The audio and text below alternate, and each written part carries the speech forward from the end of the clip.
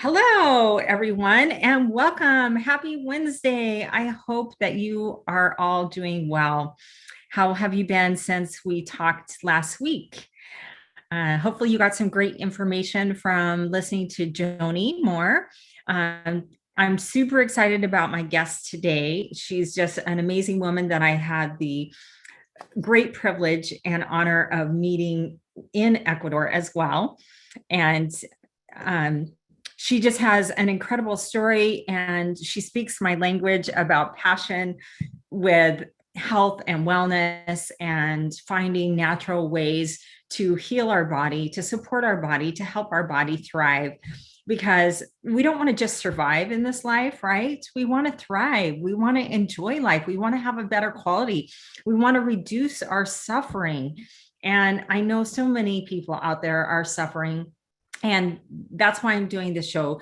I want you to feel like this is a safe place where you can come and hear stories that give you hope, that inspire you, and help you to feel like you're not alone in this world, and that there are other people that are struggling as well. And then people that have overcome those struggles, like Elizabeth Yarnell, my guest, that have found a way and a path and tools to support the body to help reduce that suffering. So I hope that you will pay attention and get a lot out of this guest of mine today, because she just has so much to offer, all the things that she's been through. So I just want to tell you, Elizabeth Yarnell, she was diagnosed with multiple sclerosis at age 30. She spent the past 20 years studying how to manage autoimmunity naturally as a traditional naturopath. She lives in Colorado. She worked with hundreds of MS and other autoimmune sufferers in her nationwide clinic, using unique, personalized natural therapies to help them slow or even reverse the course of their disease. She's a TED Talk speaker, award-winning author whose cookbook has sold more than 60,000 copies. Yes, she has a cookbook that she'll tell you about, which is brilliant. She is a patent inventor and has been featured on CBS, NBC, ABC, and PBS, as well as in Good Housekeeping, Health, Martha Stewart Living Radio, and many other outlets. And today she's here on my show, and I'm so excited. So Elizabeth, would you turn on your camera and microphone and please join us? Thank you. Hello. Hi, Dawna. It's so fun to be here with you. It was such an amazing time in Ecuador when we were together, and how life-changing for me and I would assume for you too. Yes. Absolutely. I was just looking through my phone because I have such a beautiful picture of you that I wanted to share on here, but I will find it before the end of our talk today. Yes, yeah, I love that picture. I'm really grateful that you captured that moment when the smoke and the sun was coming down, and it formed this heart above me, and my hands were open, and it looked like the light was radiating either out of my hands or down into my hands, and it was a very beautiful and very beautiful photo to capture that whole experience that we had of the ceremony for that equinox with the beautiful Canary people, and all the things that we experienced. So since we're talking about that, why don't you share how that was, and then we'll get into all the amazing things that you do. Yes, that was, here we go. I'm getting to here's the photo, because I just have to share it. Let's see if I can flip it over here and then make it bigger. You know what? Because I have the green screen. Yeah, it kind of cuts it out. It's not going to work. Okay, well, it was an idea. You described it very well. It was at the moment of the spring equinox when the sun came up, and we had spent the night on the grounds of an ancient temple that was constructed there to align with the timing of the the planets and the solar system for the equinox. And there are these locations all over the globe, right? There's the pyramids in Egypt, there's the Stonehenge and all of the standing circles in Britain and all around there. There are the pyramids of the Maya.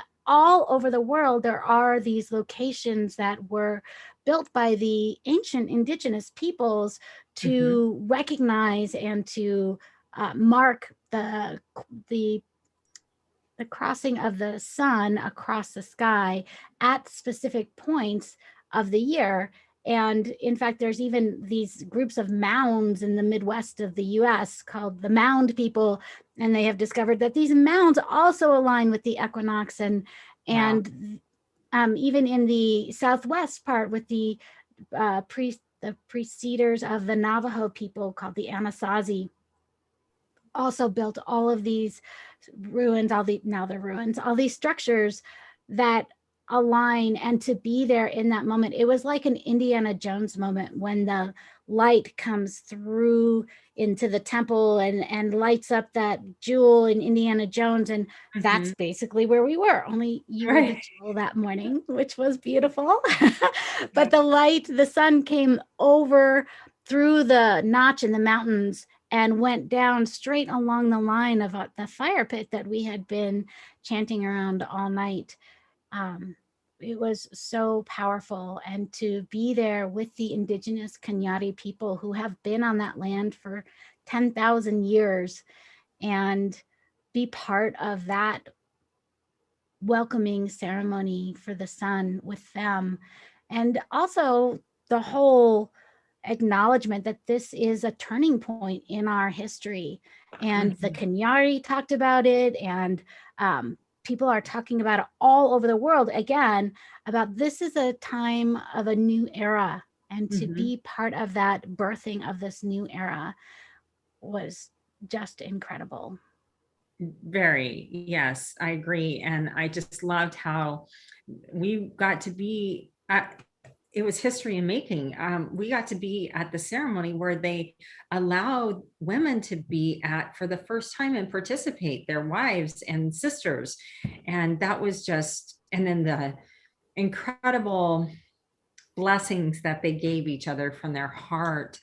You could just see and feel the love. And I don't speak Spanish. I know you do, but I don't. And I couldn't understand everything they were saying, but I got the gist of it, that they had so much love for each other.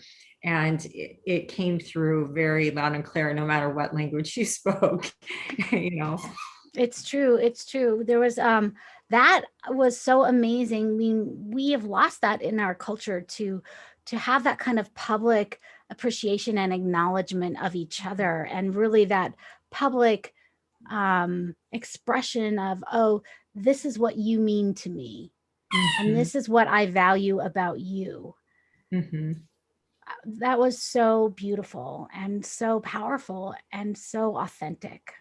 And I hope that we can learn from that and remember to do that with our own loved ones. I think so often we just go through life just taking people kind of for granted that they're there, and not expressing as frequently as we should, not just the words, oh, I love you, but the words, this is what I love about you. And this is how I feel your love for me.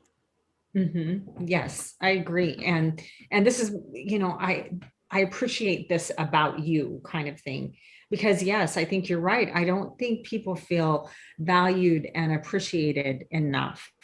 And, we've gotten so materialistic in the US, so focused on getting that house or car or toy of some sort, and people are on their phones. People are like this and not looking at each other and engaging. And I mean, go out to a restaurant and look around. It's sad sometimes to watch a whole family having dinner and their faces are buried in their phones. They're not even looking looking at each other and enjoying the moment and participating in the experience of having a beautiful meal together.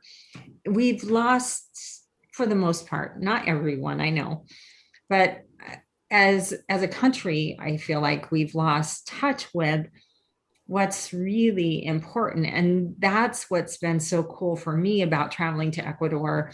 And this was my second trip, is the people are they're so loving, they're so humble, they're so giving, even though they don't have hardly anything. And that is, it's hard to explain unless you experience it, but it certainly puts things in a lot better perspective that people are what matter, not the stuff, you know. And right. Well, and I mean, we have really an epidemic of isolation in our world right now, where people, and this is, so many people are depressed and feeling isolated and separate and not connected. And I think that that's part of it, that we have developed a society where it is not accustomed to express these things freely or frequently to people. And oftentimes I think they're only really expressed after people have died at their funeral services, when it's just too late. It doesn't matter really anymore. Exactly. Yes. And I think you brought up a really, really valid point, and something that I hope listeners out there are really paying attention to. Check in on your friends, check in on your family, check in on that quirky friend of yours that never fit in, because people are struggling so much with mental health. And I was just at a funeral earlier, and it's really sad what people are turning to, because they're desperate, because they have mental health issues, and they're isolated, and they're struggling. And it was a murder. It was a senseless murder. And it revolved around drugs. And I think that, I mean, I know we don't know what would have happened, but I just think that had this person been able to interact more with people, because there wasn't the isolation that had been going on, that maybe red flags would have been seen sooner, before four people lost their lives. It's just, it is a tragic situation that's going on right now, and it's so much more than just the coronavirus. There's so many people that are struggling mental health wise, and the isolation has just made it worse. And so, if you are out there and you are struggling, please reach out to somebody. I care. I'll talk to you. There's hotlines. There's, reach out. And if you have that friend that is a little odd, that struggles with mental health or anxiety or depression or PTSD, please check on them and let them know that they're not alone, even if they're isolated right now, that they're not alone.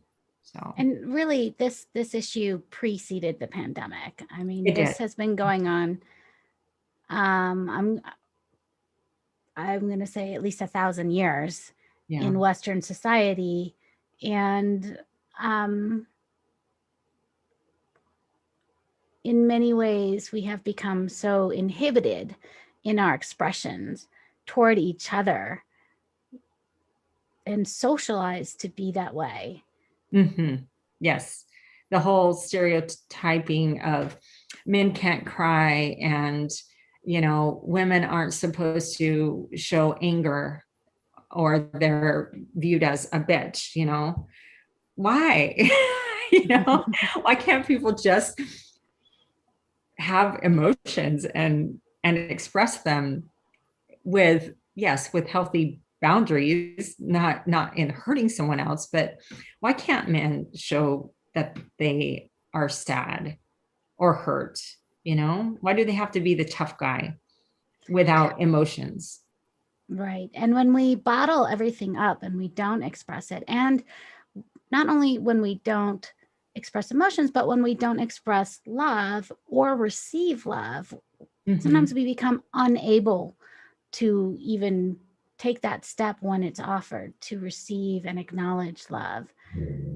Right. I mean, talk about, just look at our divorce rate. Yes. I think 50% of marriages end in divorce. I think there's a lot of issues that go into that. But I think that's part of the problem. I had a friend who had been struggling with her teenage daughter and really butting heads. And then her daughter read her mom parts of her journal, and her mom realized how important she was to her daughter and in her daughter's life.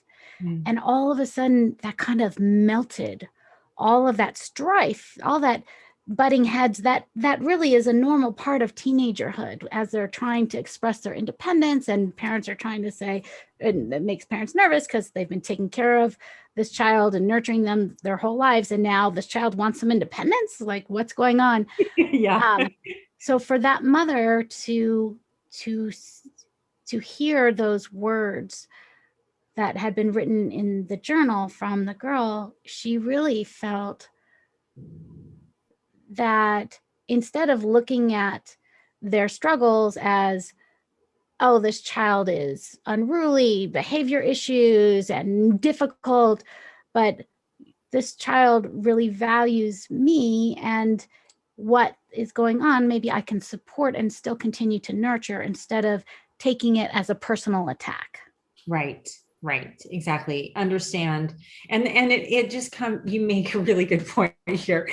In all of it, it comes down to communication, it, and being willing to be vulnerable and express how we truly feel with other people, and not taking on other people's emotions as our responsibility. It's not our fault, and it's not and we don't get the glory for it either.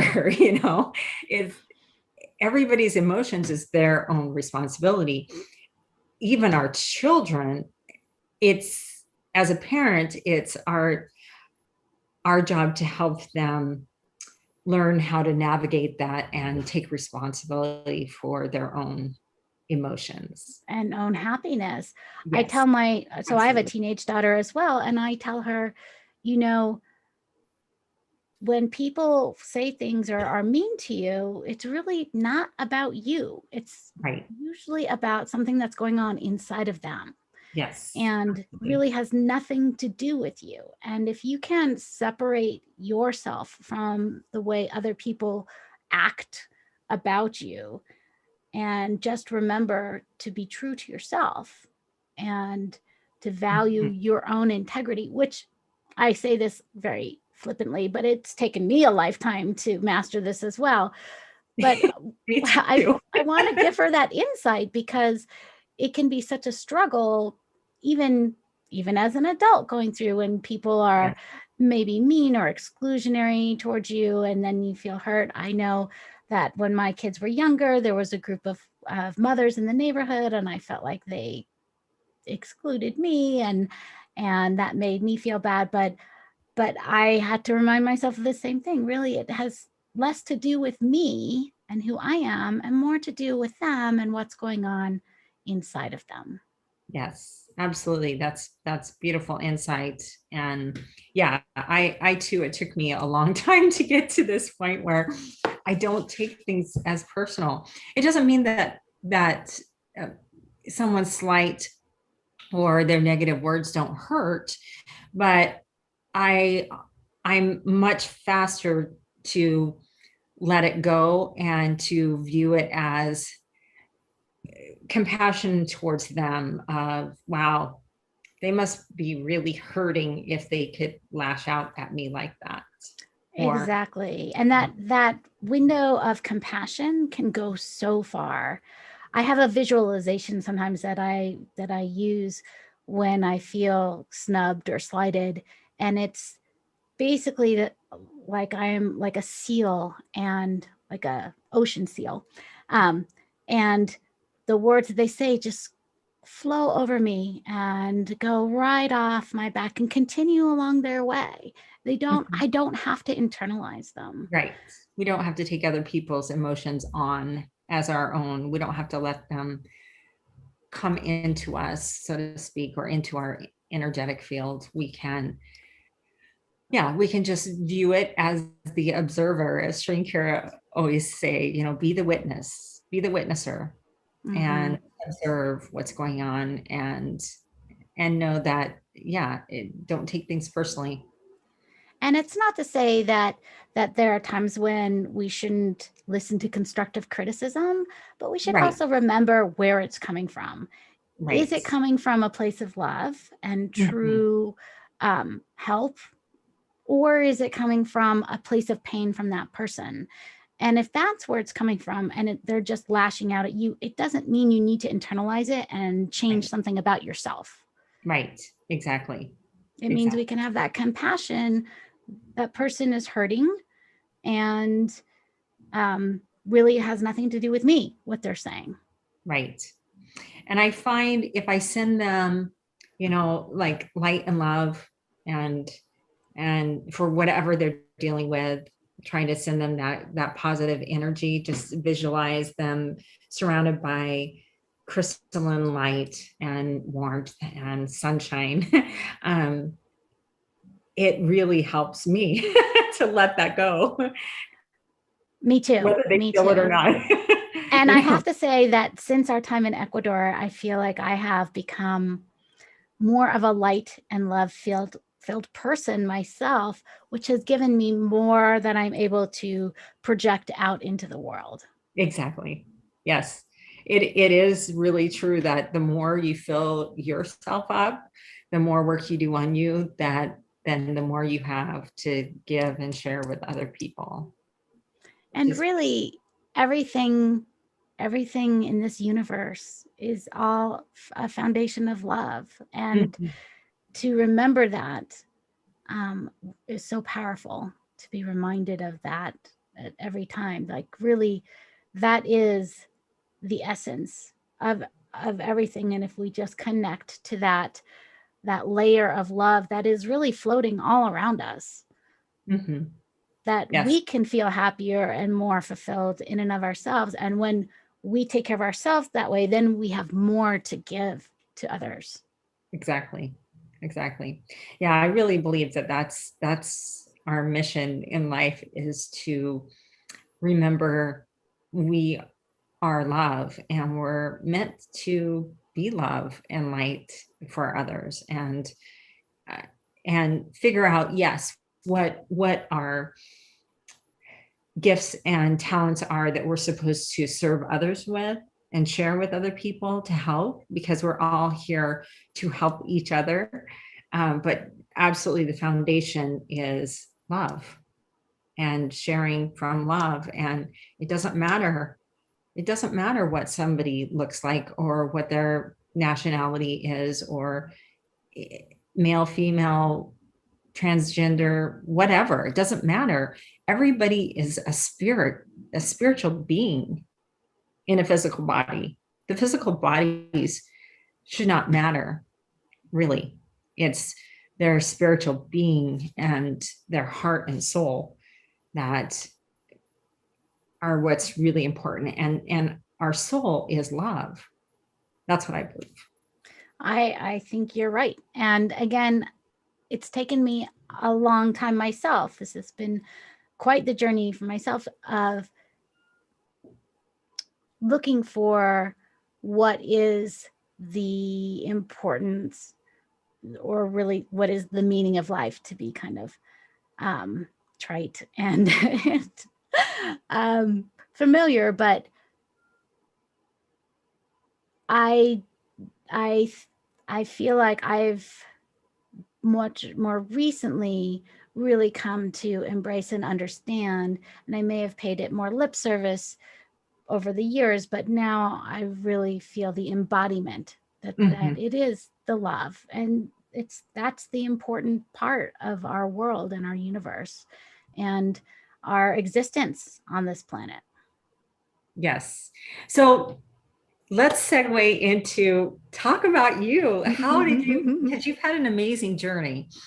So you were diagnosed at 30 with MS, and you were told you were going to be in a wheelchair within 10 years. I met this beautiful woman in Ecuador, and we hiked up the mountain multiple times together. And you would not know from looking at you, from being around you, from coming to your seminar, you would not know that you have MS, because I know people that have MS and you would not know it. So share your journey, because I know the listeners really want to know how you've been able to have this beautiful health that you've obtained. So up until I was 30, I was very much immersed in the allopathic conventional world of medicine. My father's a neurologist, my mother's a psychologist, but also a registered nurse. That was just my world growing up. And I never thought there was anything beyond that. I knew I didn't want to be a medical doctor. I didn't want to go to medical school. Like, that never resonated with me, although I was always interested in helping people, and I'm certified in like advanced first aid and things like that, and mountain rescue, all that kind of stuff. But it's the pharmaceutical part that really, I think, didn't resonate with me at all. And when I was diagnosed at actually 2 weeks before my 30th birthday with multiple sclerosis, and given this terrible prognosis that I was going to end up in a wheelchair, and even if I managed to hang on a little bit longer, I would still go on the same downhill slope where everybody else with MS goes, till I get to the bottom where I'm completely disabled and finally die. And I thought, well, that's a terrible way to look at my future. That's not how I wanted to live. What else could I do to help myself have a better future? Because in the end of the day, it's most important to me. And my MS doctors all said, well, we have a couple of drugs, they're all injectable, they all have pretty toxic side effects, and maybe 20% efficacy, that they might help slow the disease, but nothing's going to stop it. And I thought, well, that's terrible. And the side effects are worse than the disease. So I wanted to look outside of conventional medicine, and that's when I started to explore the power of nutrition and how what we eat affects how we feel. And that in no way was how I was raised. My father, the neurologist, his main food on a busy day at work is a bag of Hershey's Kisses. If he even eats at all. He has a terrible sweet tooth and not a lot of nutrition that goes into his thought processes in any way. And of course, they don't teach nutrition in medical school, even today. No, they even don't. Today. You may have maybe 6 hours of nutrition theory. You may be learned about orthomolecular medicine, which is basically nutrients and vitamins and minerals and how they interact with the body, which is huge because we are chemical beings, and all of these things we need to maintain our health. But nobody in the medical world was really thinking about that. And in fact, even some of the early pioneers of using dietary change to affect health were mocked and considered quacks within the medical community. But I thought, that there was probably something to do with this. And it wasn't my idea, actually. It was my then fiance, now my husband, who you met, at that point, he was a serious competitive athlete. He was number 6 in the world for snowshoeing at that time. He is a serious competitive, fast runner, and still even into his 50s continues to be so. And he said, I think maybe it might have something to do with your diet, what you eat. And I thought, what I eat doesn't matter, right? My dad eats Hershey's Kisses. Right. He's like, no. And he said, I think you should think about it. And when I thought about it, I realized that for the decade leading up to that diagnosis, my main staple foods that I kept in my apartment had been Diet Coke, Crystal Light, and gummy bears. Oh. So maybe, I know, such a cringing now. It seemed normal at the time, right? It was gummy bears versus Hershey's Kisses. Yeah. You're healthier, right? Fruit juice sort of in them. Fruity flavored. Yeah. Right. It was just all high fructose corn syrup and aspartame and artificial colors and artificial flavors. Mm-hmm. And none of it was real foods at all. Right. And so that's when I started to think about organic and foods and nutrition. I started to study from places like the Mayo Clinic and the ADA. And they all had very conflicting dietary advice, none of which was directed for multiple sclerosis, but just in general. Because even my MS doctors would say, I would say, well, what if I change my diet to a healthy diet? And they would say, everybody should have a healthy diet, but whatever that means. I'm like, well, that's not helpful at all. So from my research, I really boiled it down to whole foods are better than processed foods. Mm-hmm. And I thought, okay, well, processed foods have all kinds of additives and chemicals in them. And if I just stick with the whole foods, then I think that I'll be healthier by default. But the problem was I didn't know how to cook. So I started to take cooking classes and watch the Food Network, which was in its infancy at that time, and experiment around in my kitchen. But what I found was that when you are cooking all from whole foods, you're spending a lot of time in the kitchen. And I was a busy business owner. I had a lot of things on my plate, and to spend hours preparing my food to then enjoy it, but then to face another 45 minutes to an hour of cleanup of my kitchen.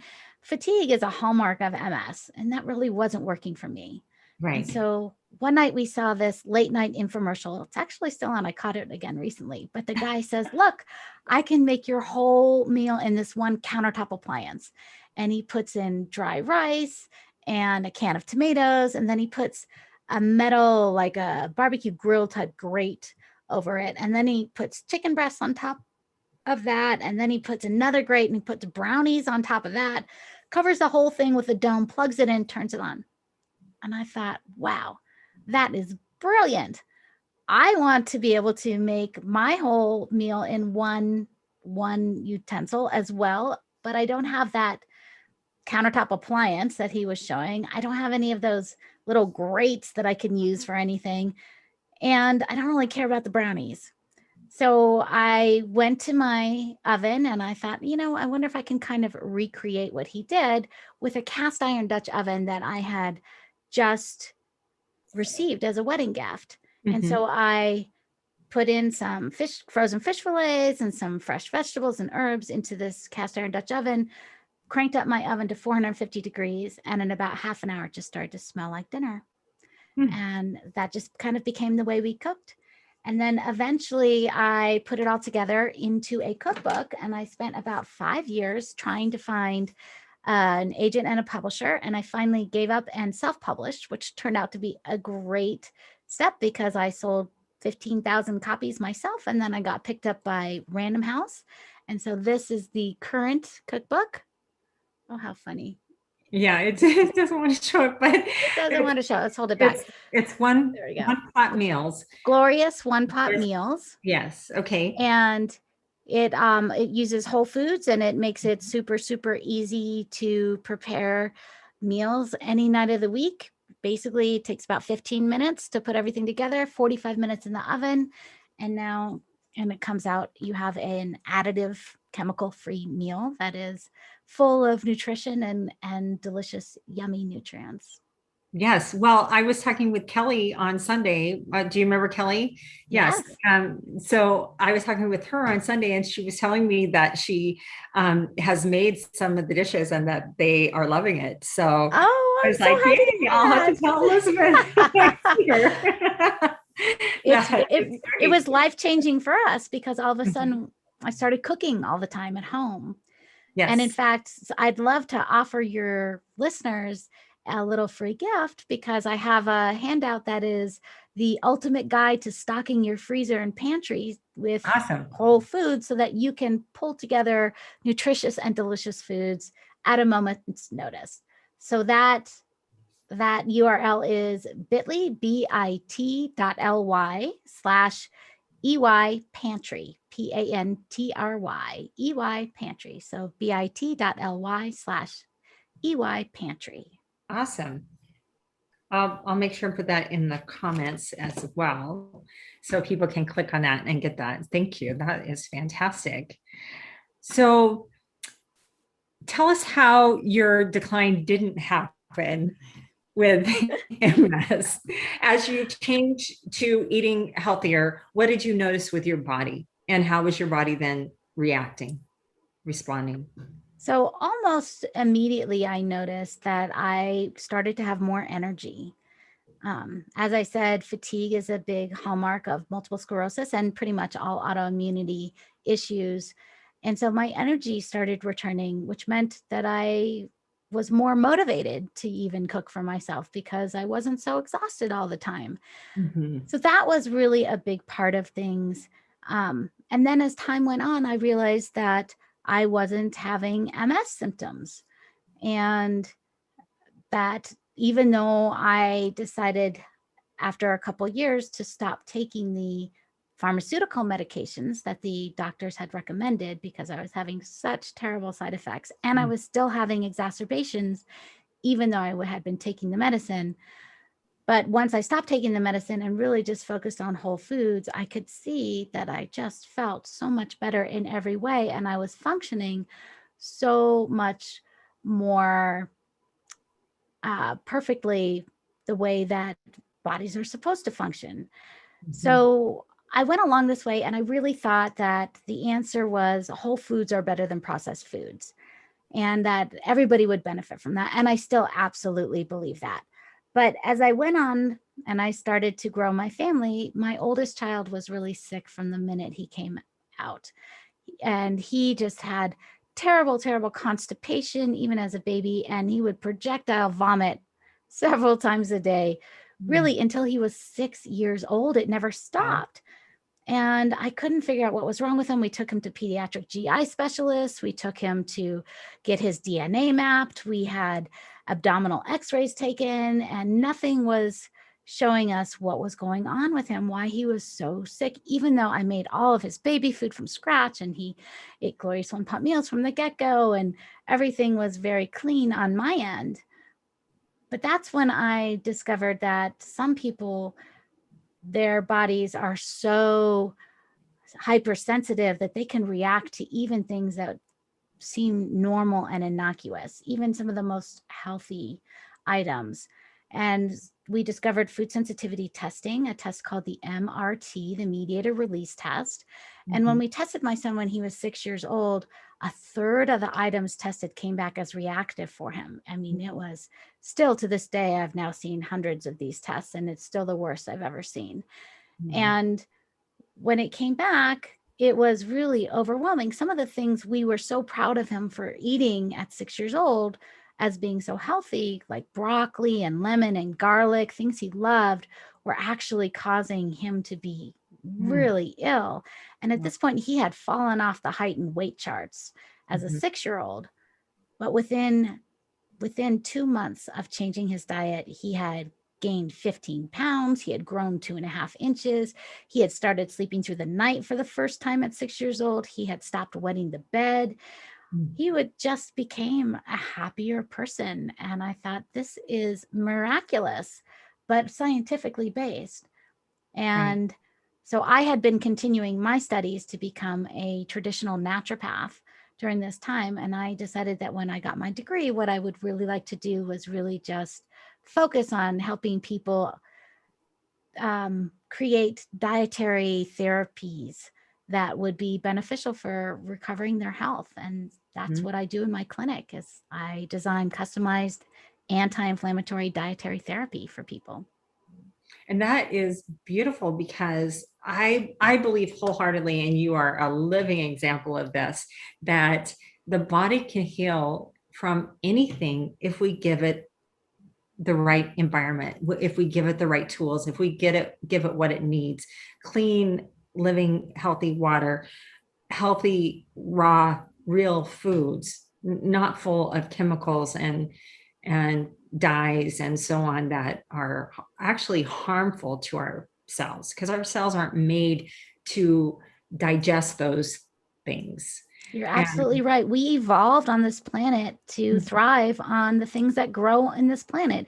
We did not evolve to be able to process something that comes from a mile underneath the surface, like petroleum, and so much is derived from petroleum in our world, just starting with food dyes and colors and going on to pharmaceuticals and skincare products and makeup and sunscreen. All of this petroleum has just infused our lives. Not even talking about plastics, right? Right. But this all is due to the pursuit of profit. And we can trace it back really to the turn just around 1910 with Andrew Carnegie and J.D. Rockefeller and their ownership of the oil wells in the United States and their pursuit of ways to increase the profits from what they were pulling out of the earth. Right, exactly. So I love this. I love your story, and I love how you took what was this tragedy that was going on with your son. And I know from being a mom, and I know from being around you, what a kind heart and compassionate person you are. It had to have been just eating you up every day, seeing your child suffer, and how beautiful you took that and now have created this incredible business to help others not have to suffer and not have to go through this mysterious wondering and having a child that can't keep food down and can't what's the bed till they're 6 and not sleep through the night and all of that. What a better quality of life not only have you given your son, but then you've formulated plans and procedures to help other people to figure out what's creating the inflammation in their bodies and what to avoid so that they reduce that. Because as we both know, disease is inflammation based, pain is inflammation based. And so if we can reduce that inflammation, then they're going to have less pain. They're going to have less symptoms, right? Right. And so one of my mottos is most, if not all, symptoms are due to inflammation. And inflammation is at the root of everything. So as a naturopath, I don't do diagnoses. I don't look to name any type of disease state or anything like that, because it really doesn't matter. What I'm looking for is there inflammation in your body? And if there is, then we can address that, because we can move to get rid of the inflammation regardless of where it's manifesting. If it's manifesting in your eyes and your joints, if it's manifesting in your nose as sinus issues, or in your head as headaches or migraines, or in your chest as asthma, or something like chronic obstructive pulmonary issues, or heart disease, or in your gut as digestive issues, or even heartburn or cramping, or down a little lower in terms of elimination issues like constipation and diarrhea, or in our joints like arthritis or rheumatoid arthritis, fibromyalgia. It's all inflammation. And so it really doesn't matter what your diagnosis is. People like to come to me and they tell me, first off, well, I'm still waiting for a diagnosis, or I was diagnosed with this. Well, it doesn't matter. How are you feeling? What's going on in your body? Right. Exactly. I was diagnosed with fibromyalgia, chronic fatigue, and what they thought was the beginning stages of lupus. I don't have any of that anymore. And I know it's because I changed my diet. I cut out sugar. I cut out dairy. I cut out gluten. I don't, I eat fish, but I don't eat any other meat. and it's all mainly fruits and vegetables and clean, healthy living water. And that makes a difference. I don't drink soda. I drink tea. I'll get some caffeine now, but I don't drink coffee. Not that there's anything wrong. I'm not saying there's anything wrong with coffee. There is something wrong with soda. And so if that's your drink of choice, I really, really hope that you will try to add more water and eliminate the soda, even just one at a time, one a day, because it really causes a lot of inflammation in the body, not only with the sugar if you're drinking regular soda, but the caramel coloring has been linked to cancer, the dyes in it, the flavors. Yeah, exactly. And it's funny that you brought up soda, because I tend to forget how much soda people drink. Really. I remember I was doing a program in Arizona for the National MS Society, and all the people at the office of the MS Society they didn't drink coffee. They didn't have a coffee machine in their office. They had a Mountain Dew machine, Mountain Dew dispenser. I was horrified. Yeah. I was like, exactly. Are you serious? Like, grown-ups drink this? But yes. And of course I had my own Diet Coke addiction way back when, but yes, all of that. And it's not even sugar. I mean, we like to generalize and call it sugar, but it's the artificial sweeteners that are sugar replacements that are so much worse than even cane sugar is. It's that high fructose corn syrup, that aspartame, that all of those artificial saccharin. I can't believe saccharin is still out there. Yeah, fructose, it is. Right? Fructose is one of those artificial sweeteners that masquerades as something healthy, but don't get fooled, because fructose, when you see it on a label, it's not what's in your apple. No. So I know you're in Colorado, but I know you see people and help people all over the world, right? So I do, primarily in North America. Okay. So how can someone find you? So the easiest way to find me is you can always look at my website, which is super easy, elizabethyarnell.com. And there's a link at the bottom in the footer where you can actually book a complimentary naturopathic health assessment with me. And we'll get on Zoom and we'll talk about what's going on. And we'll look at the inflammation in your body and decide if you're a good candidate for going through this process with me. Beautiful.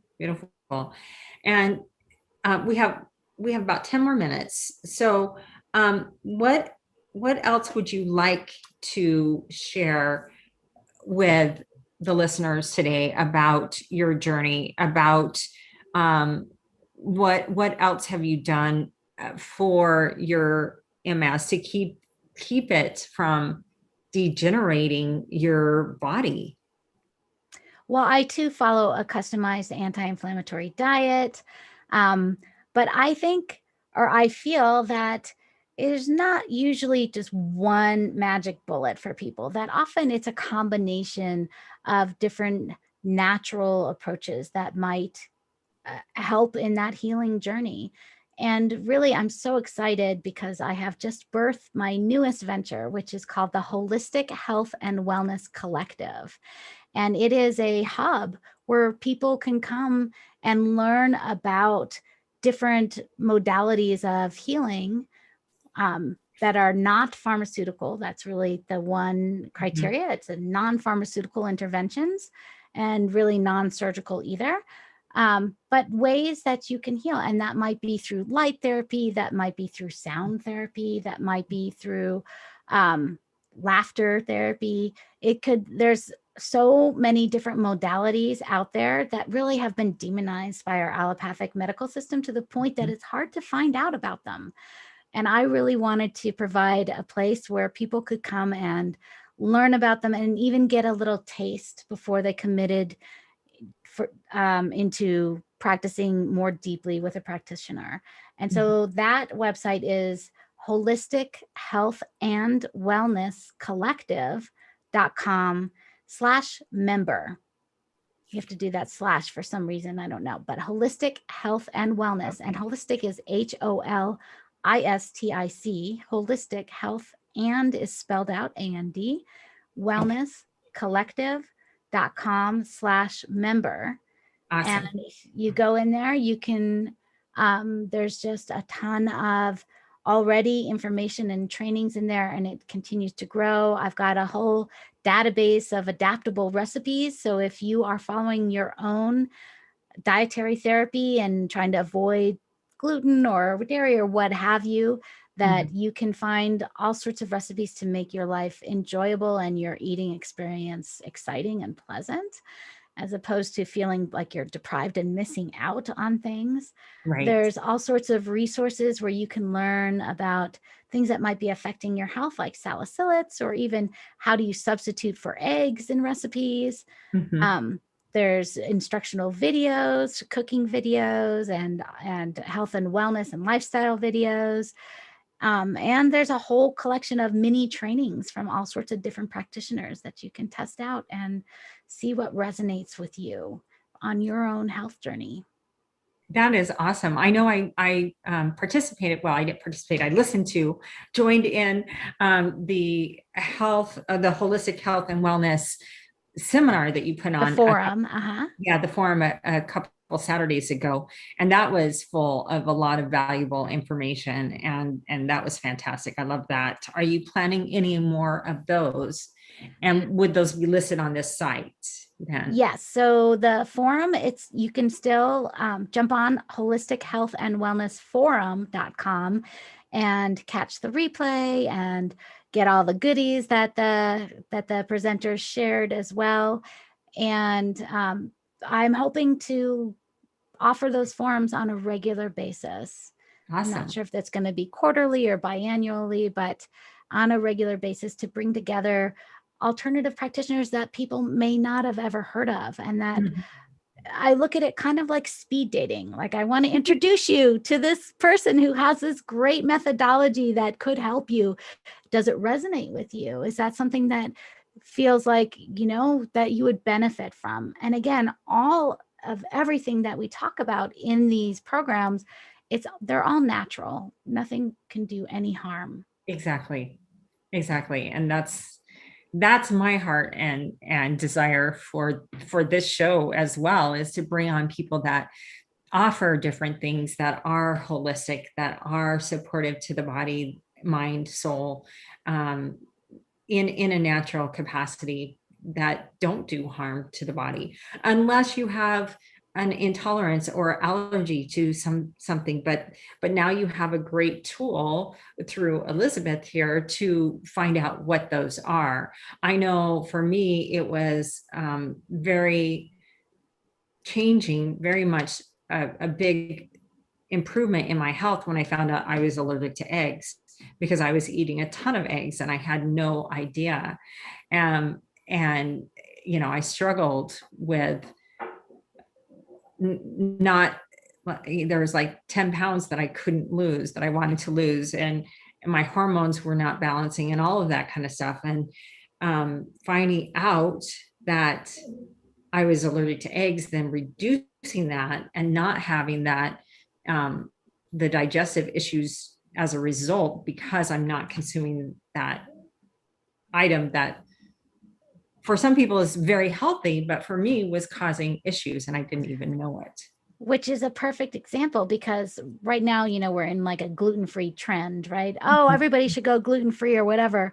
Well, maybe gluten is a problem for you, but maybe not. Or maybe it's just one of many things. And you could go through all the effort of removing gluten, but it turns out it was the eggs. Right. Yeah. Well, for me, it was both. It turned out I had food intolerances or allergies to a lot of dairy and eggs and gluten and whey and but stuff that I did not know, like bell peppers. I love bell peppers. Right. So like one of my most reactive or inflammatory foods is lettuce. Oh, who would have guessed that lettuce could be exactly. so inflammatory? But when I eat lettuce, wow, that's when I look like I am an MS patient. That's when I wobble. That's when I have problems speaking clearly. That's when I lose my balance. All those things from eating lettuce. But I never would have figured that out by myself, because what's the thing you reach for when you're trying to be healthier? A salad. Yeah. Yes, exactly.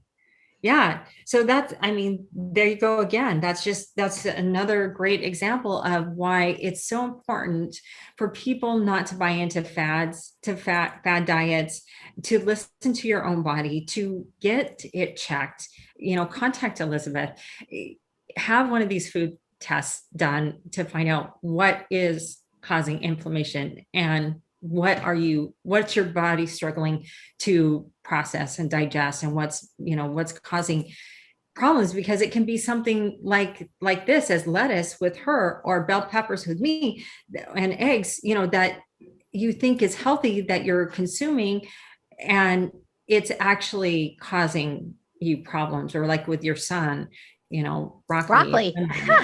Broccoli. Yeah. Yes, exactly. That's crazy. So, well, we are almost out of time. And is there anything else that you would like to share with the viewers before we go? I just can't thank you enough for being on. You just have so much. I could just go on and on. We could talk for hours because I know absolutely. You have so much information.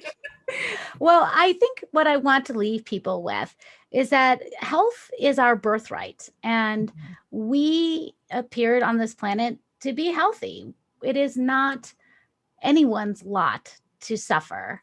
And if you are suffering without relief, and you've tried all the doctors, you've tried all the medications, and you can't find anything that works for you, maybe you're looking in the wrong places. And maybe it's time to expand your knowledge out. And really, the definition of naturopath is educator. And there are so many modalities out there that could help you feel better if you just knew about them. Yes, I agree. So educate yourself, look into it, trust your gut, really. You do matter, and you do deserve to feel good, to be happy, to thrive, not just survive in this life, and to have a quality of life. You do deserve that. You matter. And join me next week. I have an incredible guest, dear friend, Danielle Agnew, who is a psychic medium. She talks to angels. She's got a new show coming up, Road Angel, and she's an author as well. She's amazing. So join me next week. Thank you so much, Elizabeth Yarnell. I will post her links in the comment section on both YouTube and Facebook for this video, so you can make sure and contact her and get her generous free offer gift. And so thank you again. It's been such a pleasure to have you on. And like I said, I could just talk for hours with you. I just love it. So thank you. Oh, Dawna, it just feels so good to be hanging out with you again. And I look forward to the next time. Yes, absolutely. We'll definitely have you back sometime soon. All right, Elizabeth, thank you. And thank you, viewers. Much love and light to you all. Thank you. Have a great weekend and week. Okay, bye.